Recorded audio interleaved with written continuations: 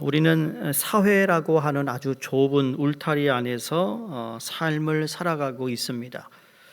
하루하루의 생활이 마치 다람쥐 쳇바퀴 돌듯이 단조롭고 큰 변화 없이 살아갑니다. 특히 이민 생활은 다람쥐 쳇바퀴 돌듯이 별로 그렇게 큰 변화 없이, 변화가 있다면 때때로 휴양지 갔다 오는 것, 또 그게 아니면 좀 괜찮다는 식당 가서 새로운 밥 먹는 것, 별로 그렇게 큰 변화가 없어요. 그렇죠? 여러분 지난 몇 년 동안 사시면서 20년, 30년, 40년 거의 비슷한 것 반복하고 살아가고 있잖아요. 아침에 일어나면 세수하고, 나름대로 밥의 정의가 다 다르지만 어떤 분은 이제 한국식 밥을 먹어야 되고, 어떤 분은 간단하게 토스트 먹고, 어떤 분은 건강에 프로틴을 위해서 달걀 2개는 무조건 먹어야 되고, 그런 거예요. 별 차이가 없어요. 학생들은 학교에 가고, 직장인은 직장에 출근하고, 또 경영하는 사업 회사 나가고, 또 집에 남아있는 분은 또 집안일하고, 거기서 하는 일이라고 해봐야 새로운 것이 별로 없다라는 겁니다. 왜? 늘 하던 일을 반복해서 지금까지 하고 있습니다. 다른 게 없어요. 똑같이 하잖아요. 그렇죠? 근데 어떤 사람은 인생이 너무나도 따분하다고 합니다. 또 어떤 사람은 삶이 너무 시시하다고 합니다. 어떤 사람은 세 사람이 할 일을 혼자서 하기도 합니다. 이 사회라고 하는 아주 좁은 울타리 안에서 미워하고 사랑하고 또 경쟁하며 살아갑니다. 이게 인생입니다. 그러나 이 울타리를 조금만 벗어나면 무엇이 있을까요? 감히 상대할 수 없는 거대한 세계가 우리를 기다리고 있습니다. 여러분, 고개를 조금만 들어서 하늘을 바라보세요. 접근할 수 없는 끝없는 하늘이 펼쳐져 있습니다. 특히 요즘같이 겨울, 추운 겨울 하늘을 바라보면 끝도 보이지 않는 밤하늘에 별빛이 엄청나게 많이 있다는 것을 보게 됩니다. 그래서 주님이 우리에게 가르쳐 주실 때, 기도를 가르쳐 주실 때 하늘에 계신 우리 아버지여 그랬나 봐요. 겨울 하늘을 보면 알 수 있을 것 같지 않아요? 이런 하늘을 바라보면서 도저히 우리 아버지라고 하기보다는 저 하늘에 계신 우리 아버지여 라고 예수님이 가르쳐 주신 이 기도 제목의 처음이 오늘 창세기 말씀을 보면서 조금 더 깊게 느껴지는 것이 있다고 생각합니다. 왜? 그냥 아버지의 이름이 아니라 하늘에 계신 아버지, 하늘에 계신.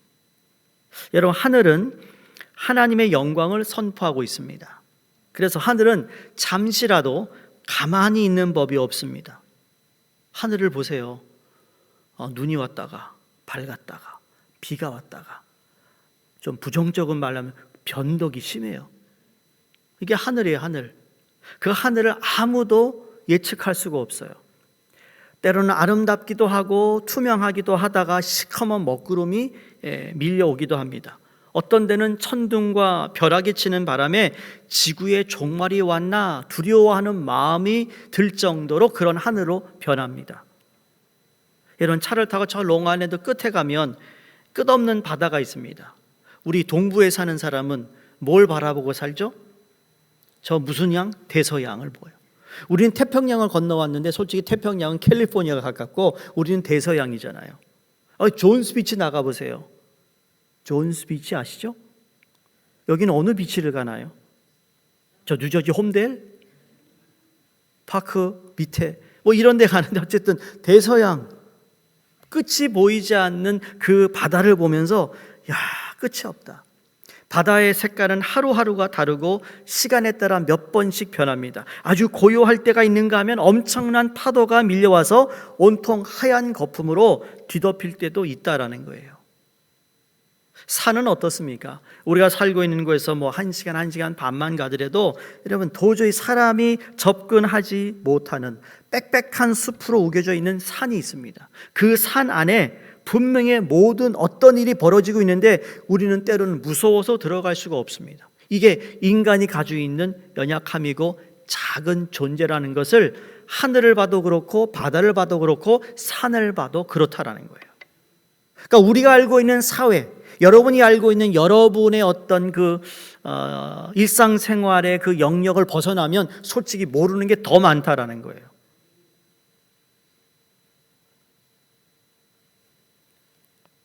하늘과 산과 바다 이 모든 것은 거친 자연이며 인간이 감히 어떻게 할 수 없는 영역이라는 거죠. 이 하늘과 산과 바다에 비유해 우리가 살고 있는 사회는 아주 작은 비닐하우스와 같습니다.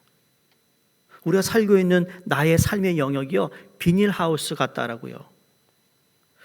온실에서 아무리 큰 소리 치지만, 그쵸? 나 잘났다, 인생, 이렇다 저렇다 정의를 내리지만, 여러분, 조금만 나아가 보라고요. 우리는 연약한 존재라는 걸 금방 깨닫습니다. 엄청나고 광대한 세계가 저 바깥에 있다라는 거예요. 그래서 우리는 자주 산이나 바다에 나가볼 필요가 있다고 생각합니다. 단순히 고기나 구워 먹으러 나가는 게 아니에요. 사진 찍기 위해 나가는 게 아니고요. 우리가 사회라는 온실 안에서 얼마나 삶을 우습게 여기며 자기 자신을 과장하여 생각하면서 살고 있는지 깨닫고 나의 한계를 발견하기 위해서 고기, 사진기 없이 가야 된다는 거예요. 이해하시겠어요? 제가 창세기를 하면서 참 하나님에 대해서 이야기하는 그 자체도 너무너무 작은 존재라는 걸 느끼는 거예요. 자, 오늘 본문은 창조의 이틀째 그리고 사흘째 되는 날에 하나님께서 만드신 내용을 담고 있습니다. 그래서 오늘 하나님께서 둘째 날에 하늘을 만드셨다고 그랬는데, 하늘을 그냥 만드신 것이 아니라 물로 꽉 차 있는 세계를 위쪽의 물과 아래쪽의 물로 나뉘므로 그 중간에 공간이 생기게 하셨습니다. 자, 여기 성경에 궁창이라고 그랬는데 이 궁창이 도대체 어떤 모습인지는 정말 모릅니다. 그냥 예측은 할 수 있지만 이게 도대체 어떤 모습인지. 자, 첫날에 뭐라고 그랬죠? 하나님이 빛이 있었어요. 그 다음에 두 번째 날인데 오늘 뭐예요? 이 궁창, 우리가 알고 있는 하늘이라니 하늘이 어떻게 하나님이 만드셨는가를 설명하고 있는데, 이게 다른 게 아니라 물이라고 얘기해요. 물. 궁창 위의 물, 궁창 아래의 물, 이렇게 나누셨다라는 거예요. 이게 궁창이라는 것이 공간이라는 뜻을 가지고 있습니다. 하나님께서 공중에 떠 있는 이 빈 공간을 하늘이라고 부르셨어요. 그리고 밑에 있는 물을 나누어서 이제 다음 주에 말하겠지만 육지가 드러나게 하시고, 그때 육지를 땅이라고 했습니다. 그러니까 궁창 위의 물과 궁창 아래의 물을 나눌 때는 물밖에 없었던 거예요. 아직 무슨 드러나지 않았던 거죠. 3일째 가야 드러나는 거예요. 땅이 드러나는 거라는 거죠. 그러니까 처음에는 물이었다라는 거죠. 온 세계가 물이었어요. 그런데 하늘에 있는 물이 있고 이 밑에 있는 물이 있다라는 거, 그 중간에 공간이 있는데 그게 궁창이라는 거예요. 제가 다음 주에는 그림으로 좀 설명하려고 그래요. 자, 둘째 날과 셋째 날에 만들어진 것이 바로 우리를 에워싸고 있는 대자연입니다. 곧 하늘과 땅과 바다가 3일째 되는 날에 딱 드러났습니다. 근데 지금 둘째 날은 뭐예요? 물만 생각하세요. 물밖에 없다라는 거죠. 육지를 땅이라고 했고 모인 물을 바다라고 부르시면서 그 땅에 많은 식물들이 나게 했습니다. 그런데 오늘 6절에서 8절 말씀을 다시 보시면 하나님께서 하루 동안 하늘을 창조하셨다고 하며 고개를 좀 갸우뚱할 수 있는 그런 표현법이에요. 하늘에는 아무것도 없다고 생각하기 때문입니다. 복잡한 기계를 만들기 위해서 하루를 사용했다면 하루가 이해가 되는데, 아무것도 없는 것에서 무엇을 만들어내는데 하루가 걸렸다? 이게 도대체 어떤 컨셉인지 이해가 잘 안 된다는 거예요. 그러나 하늘을 만드는 것은 그렇게 간단한 일이 아니었다라는 겁니다. 하늘은 그냥 빈 공간이 아니었어요. 아주 많은 물이 위와 아래로 나뉘어서 생긴 공간인데 이것을 통해서 위에 있는 물은 아래로 내려오고 아래에 있는 물은 위로 올라갑니다. 이렇게 이 공간을 가운데 놓고 물이 끊임없이 순환함으로써 모든 생물체가 살게 된 것이라는 거예요. 여러분, 인간은 물의 흐름이 없이는 살 수가 없습니다. 인간이 civilized 된 그다음에 어떤 그 문화에 발달되는 나라들을 쭉 보면, 고대 나라를 보면 다 큰 강을 끼고 발달해 왔습니다. 물이 흘러야 거기서 필요한 물을 구할 수 있고 생활에서 생긴 불필요한 찌꺼기를 흘려보낼 수 있다라는 겁니다. 그래서 물이 중요합니다. 이 하늘을 출애굽한 이스라엘 백성들의 입장에서 한번 생각해 보세요. 왜 출애굽을 한 이스라엘 백성들에게 이 창세기가 쓰여졌다고 말씀을 드렸어요. 첫 번째 창세기를 접했던 사람들이 출애굽을 한 이스라엘 백성이라고 말씀드렸죠. 그 당시에 인간들의 생사를 결정하는 것이 무엇이었는가? 비였습니다. 그 당시에 비교적 안정된 생활을 하는 사람들은 농사 짓는 사람들이었는데, 농사를 짓는데 결정적인 중요한 것이 뭘까요? 비예요, 비. 비가 제때 잘 내려주면 괜찮지만 몇 년 만에 내리지 않으면 수많은 사람들과 가축들이 굶어 죽을 수밖에 없습니다. 야곱의 자손들이 가나안의 땅을 떠나 애굽에 오게 된 것도 팔레스타인 전체를 기습한 7년 동안의 흉년 때문이었잖아요. 7년 동안 비가 한 방울도 오지 않는 일이 실제로 있었다라는 거죠. 그런데 이스라엘 백성들은 지금 애굽을 떠나서 광야로 들어가고 있습니다. 자, 광야는 어떤 것이죠? 광야가 어떤 곳이에요? 모르세요? 여러분, 인생의 광야는 어떻습니까? 내가 인생의 광야를 걷고 있어. 요새 어떻게 지내세요? 내가 지금 광야에 있어. 그 뜻은 메마르다, 힘들다, 목마르다, 뭐가 답이 보이지 않는다. 그게 광야잖아요. 중세기에 광야로 나가는 사제들이 있었습니다. 그래서 광야에 수도원을 만들어서 수도사 생활을 했던 그룹들이 있습니다. 그래서 아주 그런 책들이 중세기에 많아요. 그분들이 왜 광야로 굳이 나가서 그랬는가? 그건 다른 거 아니었어요. 이스라엘 백성들 또는 예수 그리스도가 40일 동안 광야에서 기도하며 훈련하고 수련했던 것을 그들이 직접 체험하기 위해서라는 거죠. 이스라엘에 가면 여러분 쿰람이라는 공동체가 있잖아요. 쿰람 공동체에 사는 사람들이요, 정말 말도 못합니다. 거기 그 투어하러 가잖아요. 햇빛이 얼마나 센지요. 10분도 나와 있지 못해요. 그 정도로 강한 햇빛 아래 광야에서 그들이 일부러 선택해 나갑니다. 근데 그 광야는 물이 없는 곳이에요.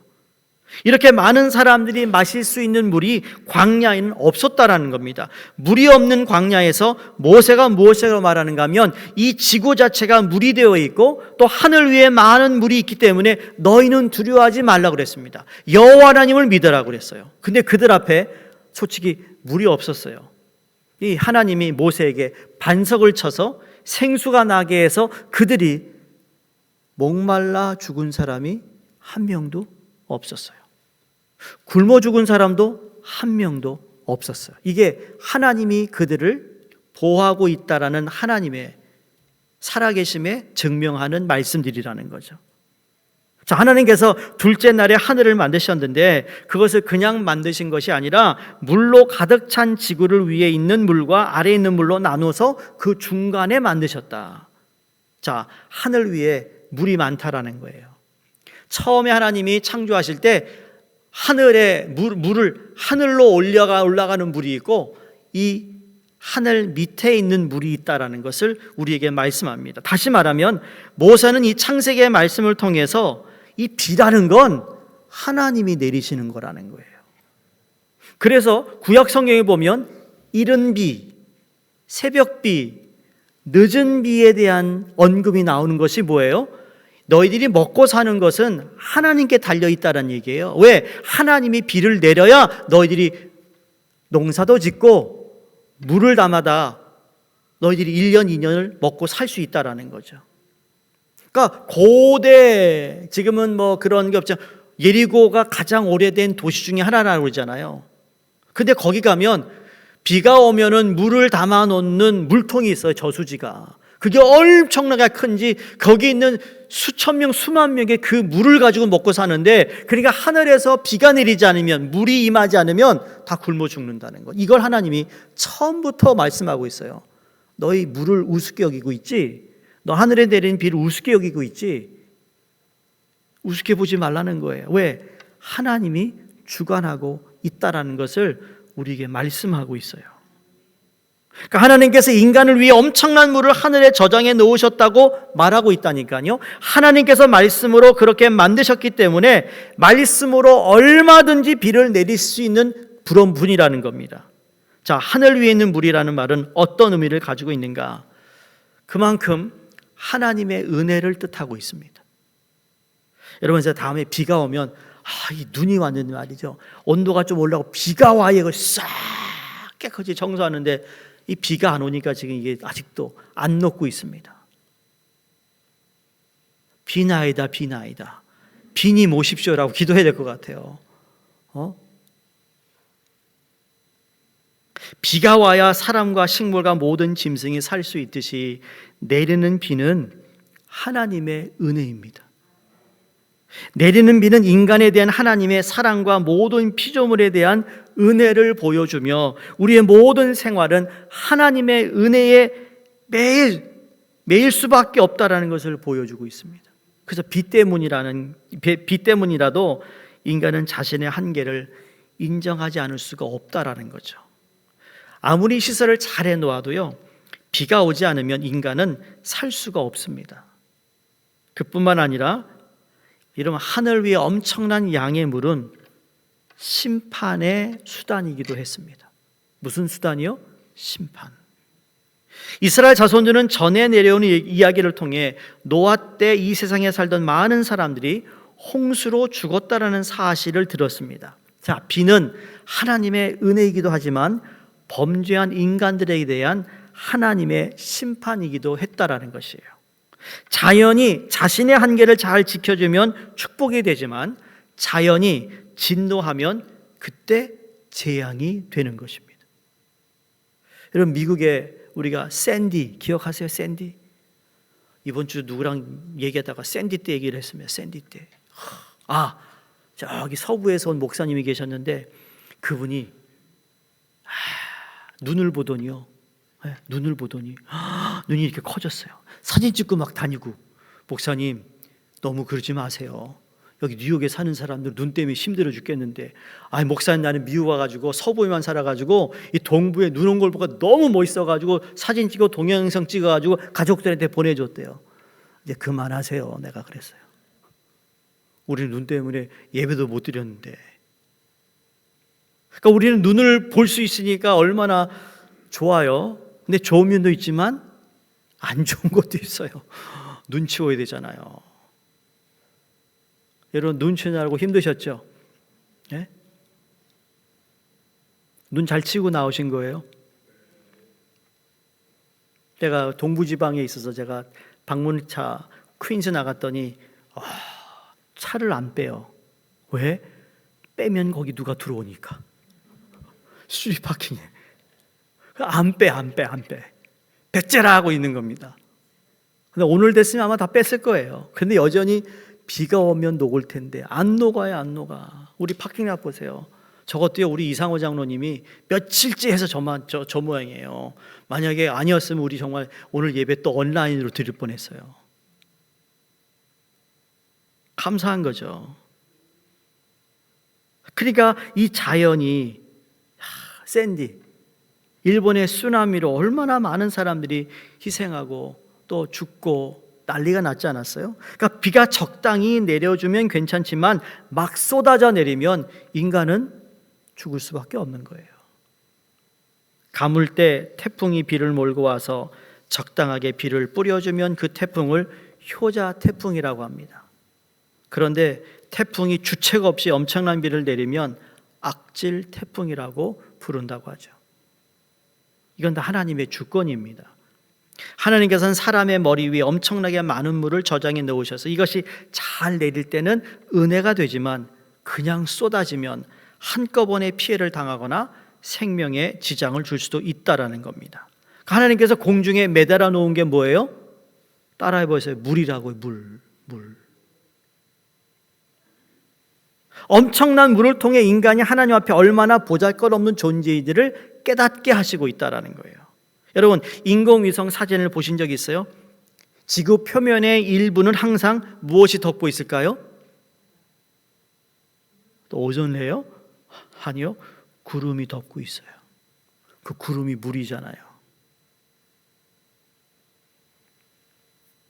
제가 생각에 창조 당시에는 위에 있는 물이 훨씬 많았을 것이다 생각해 봅니다. 노아 홍수 때까지 사람들의 수명을 보면 그렇습니다. 그때는 수명이 보통 긴 것이 아니었어요. 노아 때만까지만 해도 수명이 900세까지 살았습니다. 우리가 아는 무두셀라의 나이가 969세였습니다. 이에 대해서 사람들이 여러 가지 추측을 하는데, 예를 들어 나의 계산법이 지금과 달랐을 것이다, 그래서 착오가 있다라고 하는 분도 있지만, 제 생각엔 이 과학적으로 증명이 된 건 아니지만 노아 홍수 이전에는 엄청나게 많은 물이 위에 있어서 사람의 몸에 해로운 자외선이나 광선들을 차단해 주었기에 사람의 수명이 길었다라는 거예요.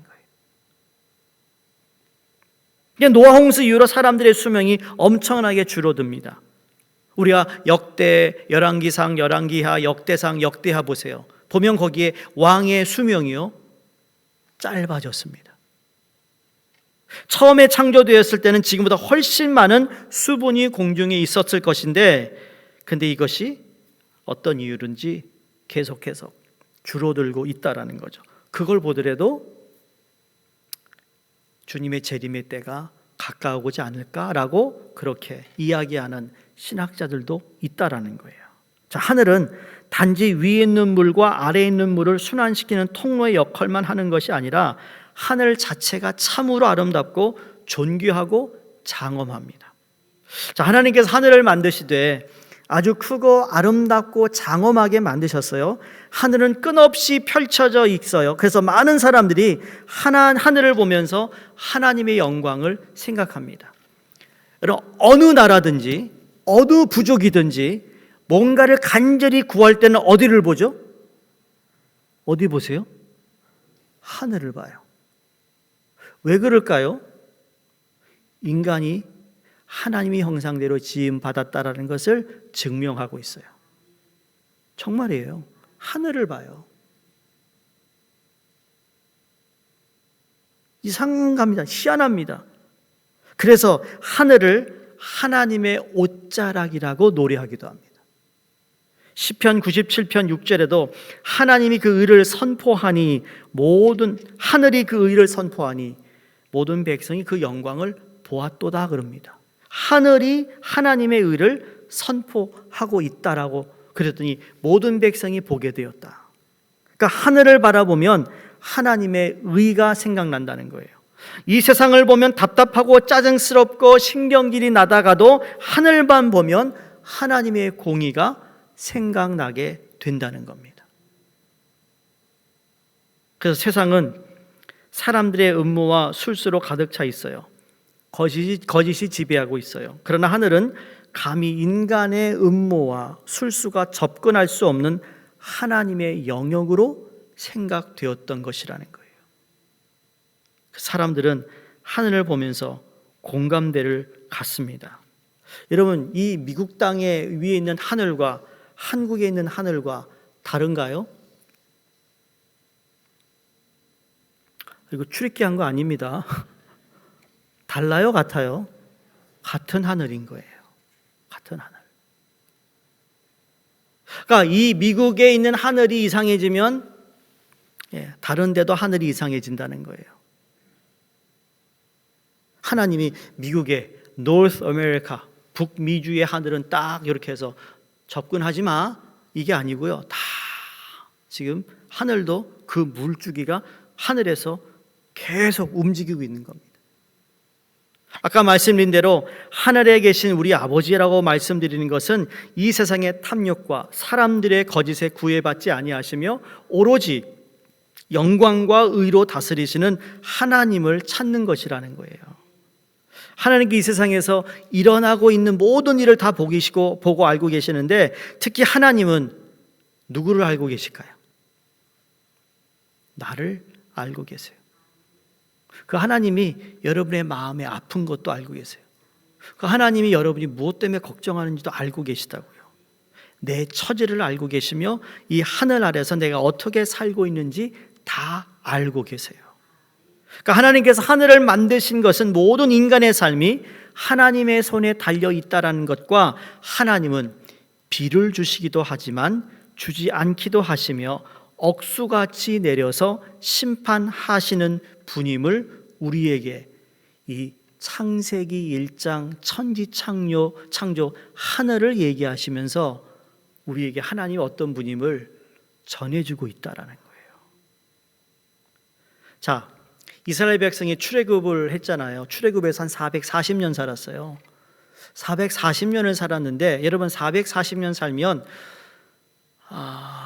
성도 바꿀 것이고, 그렇죠? 문화, 종교, 언어 다 잊어버릴 수 있는, 100년만 지나도 그러는데 400년이 넘게 애굽에서 살았어요. 그럼 400년에서 여러분 우리가 알잖아요.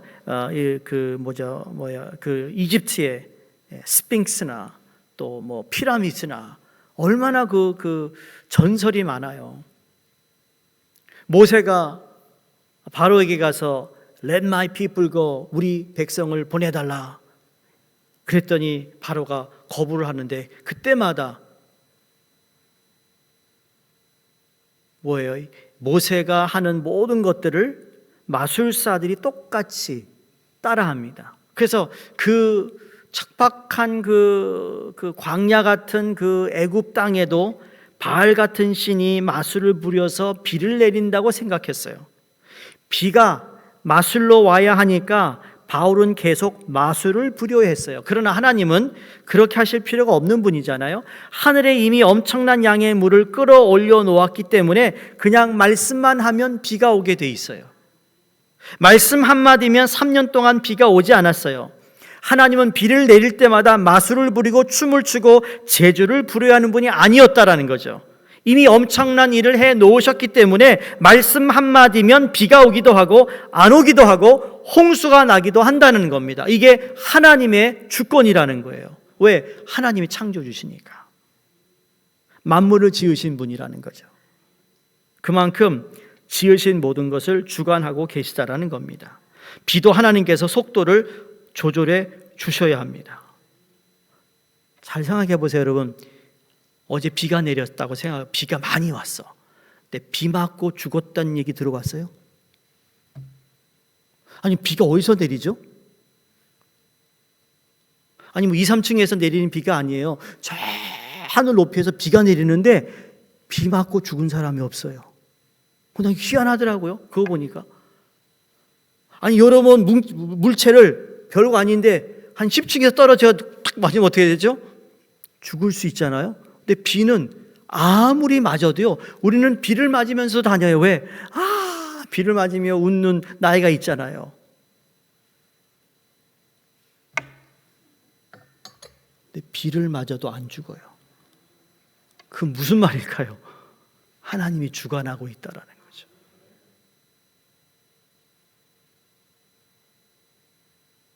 너무 신기합니다. 어떻게 저 높은 하늘에서 비가 내리는데 그 비를 맞지만 아프지 않아요. 만약에 비를 내릴 때 아프다면 우리 절대로 못 나갑니다. 무서워서.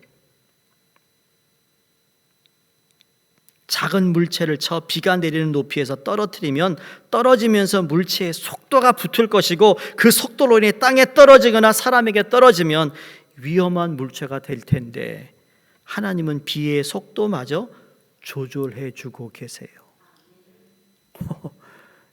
너무 신기한 거예요. 많이 틀어 놓아도 안 되고 잠가 놓아도 안 되는 거예요. 조금만 부족하거나 조금만 지나쳐도 우리는 모두 죽습니다. 하나님께서 하늘에 끌어올린 이 엄청난 물탱크를 통해서 인간은 하나님께 항상 기억하시며 지켜주시고 사랑해 주시는 분임을 깨달아야 된다는 거죠. 뭘 통해? 물 하나만 가지고도 하나님이 우리를 얼마나 생각하시고 섬세하게 이것을 주관하고 계신지를 알 수 있다라는 거예요. 여러분, 하나님 사랑하세요? 여러분, 하나님 사랑하는 게 가끔 마음이 흔들려요? 나 진짜 사랑하시는 거야? 비 올 때 기다리라고. 비 올 때. 비 오는 걸 보면 하나님이 나를 사랑한다는 것을 알 수 있다고요. 왜? 비 맞고 죽지 않으니까. 그럼 우리는 하나님을 경외해야 합니다. 우리는 아까 말씀드린 사회라는 것을 만들어서 이 온실 같은 세상 안에서 호의호식하면서 하나님을 무시하고 내가 번 돈 내 멋대로 쓰는데 무슨 상관이야 라고 말합니다. 하나님께서 수도를 조금만 잠가 놓으시면 우리는 다 목말라 목이 다 죽습니다. 조금만 틀어놓으시면 호의호식했던 것이 전부 물에 잠기게 되어 있습니다. 얼마나 보잘것없는 인간이에요. 얼마나 연약한 인생이냐고요. 잘 나가다가도요, 조금만 이상이 몸에 생기면 이거 큰일 나는 일이에요. 큰일 나는 일이에요. 제가 한번 말씀드렸죠. 우리는 다 정신병자가 될 수 있는 가능성이 다 있다. 옆편을 보세요. 옆편을 보시고 정신병자가 될 수 있는 가능성이 다 있다예요. 근데 하나님이 그거를 딱 선을 지키고 있는 거예요. 그게 우리에게 주어진 정상인의 모습인 거예요. 근데 이게 조금만 1도만 뭐 잘못되면 안녕하세요? 이상해지는 거예요. 이상해지는 거예요. 이상해지는 거. 자, 우리가 걸어가잖아요. 제가 잊어버렸는데 이 귀에 우리의 몸을 유지시키는 균형을 잡아주는 역할이 귀 안에 있다잖아요. 근데 이게 조금만 이상해지면요, 걷다가 일로 쓰러지는 거예요. 하나님 그걸 다 우리의 몸에 필요한 것을 다 이렇게 정해 놓으셨다라는 거죠. 오늘 이 말씀을 통해 정말 할 말이 너무 많아요. 시간이 없어. 제가 아는 걸 다 얘기하고 싶은데 이 들으면 여러분 또 수협이 안 날 것 같아서 내가 여기까지만 해야 될 것 같아요. 하늘에 있는 물만 얘기해도요, 하나님에 대한 이야기가 무궁무진한 거예요. 아니, 이제 둘째 날밖에 안 됐거든요.